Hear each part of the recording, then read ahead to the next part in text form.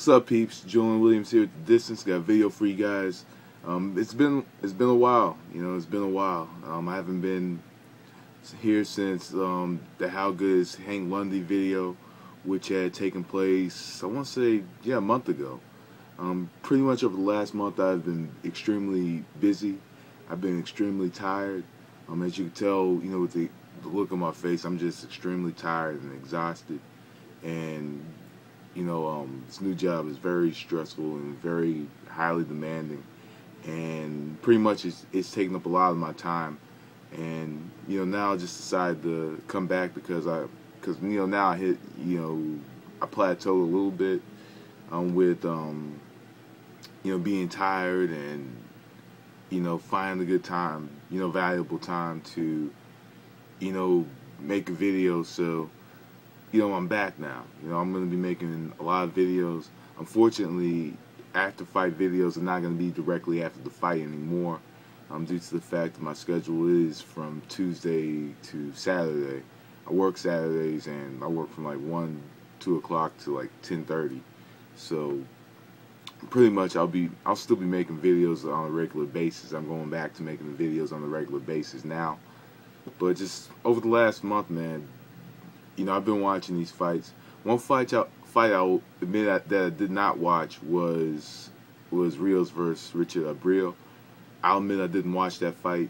I really didn't have the time to watch it, and I've been trying to watch it. And last week I wanted to make a video on Mars versus Morrell, and I was just too tired to make the video. So now I'm going to come out with this video, Hopkins versus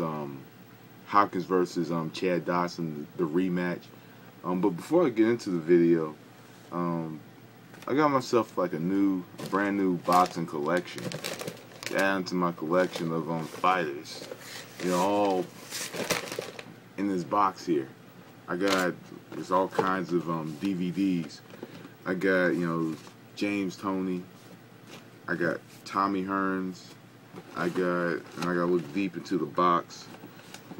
I got Mike Tyson, and of course, I had to get Bernard Hopkins. If you look closely, this is the fight with Trinidad. It's probably going to come out backwards due to the fact that this is an iPhone.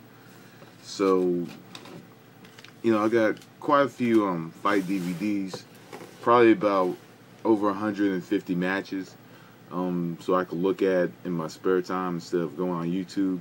Out here, I got HughesNet, which is a piece of shit. So, anyway, let's get into the fight. Bernard Hopkins versus Chad Dawson, the rematch. And I spent 3 minutes bullshitting, so it's time just to get into the fight. Bernard Hopkins, we all know what happened in the last bout with Hopkins and Dawson. Ended in like 2 rounds. Hopkins, there was an injury to Hopkins' shoulder. Some believe he was faking. Some believe, that he was injured. And I believe it was like a dislocation in his shoulder or a fracture, something along those lines. I never even looked it up.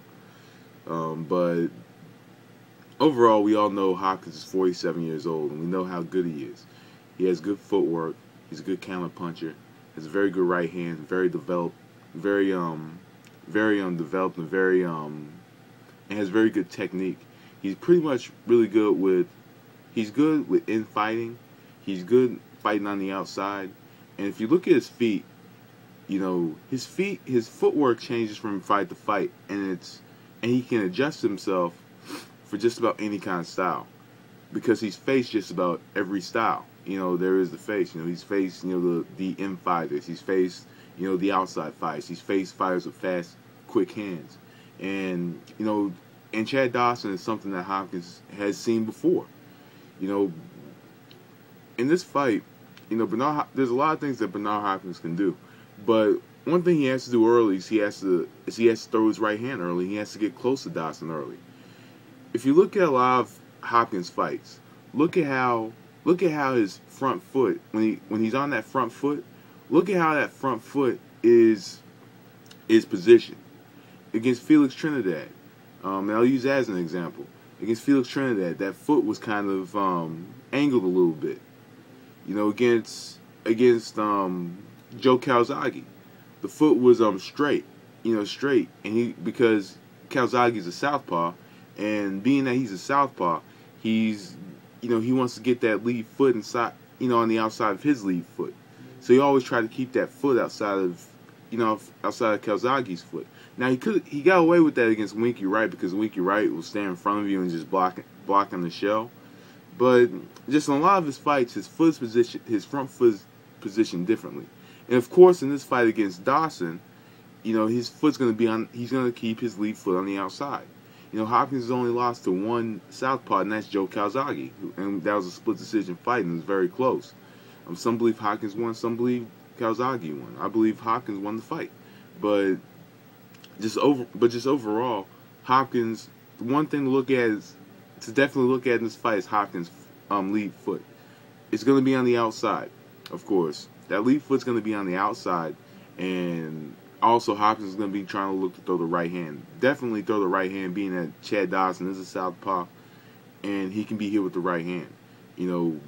Just like that. Glenn Johnson caught him with the right hand. But I'm trying to think of the other guy that he faced, the one that he faced before Hopkins in October. He caught him with a couple right hands and even some left hooks on the inside. The thing is, Hopkins is pretty much in this fight, he's going to have to go in and he's going to have to knock out Chad Dawson, if you ask me. I think he has to go and he has to knock him out, and he has to, and with the right hand, he can't let Dawson find his rhythm. He has to continue hitting and countering him, and countering his jab, and getting on the inside, and just trying to punish Dawson. Try to get close to him and close the gap, and try to do it in the early rounds. We all know Hopkins is great at making adjustments, and he's going to have to make adjustments fast in this one.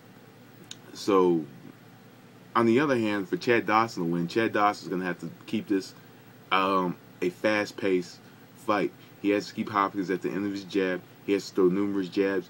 He has fast hands. He has fast feet, and he knows how to create angles. And also, he's going to be creating very awkward angles, being that he's a southpaw. Will it work against Hopkins? Probably not, but just overall, Dawson's a tall southpaw, very athletic, very agile. He'll throw the uppercut from time to time when he sees that opening, when he sees that angle. But just overall, he just needs to keep this at a fast-paced fight. Fast-paced, keep Hopkins at the end of the jab, keep him, try to keep him at bay, and just continue to work him. Continue working at a fast pace. Move, consistently just move his feet, and just stay on the outside.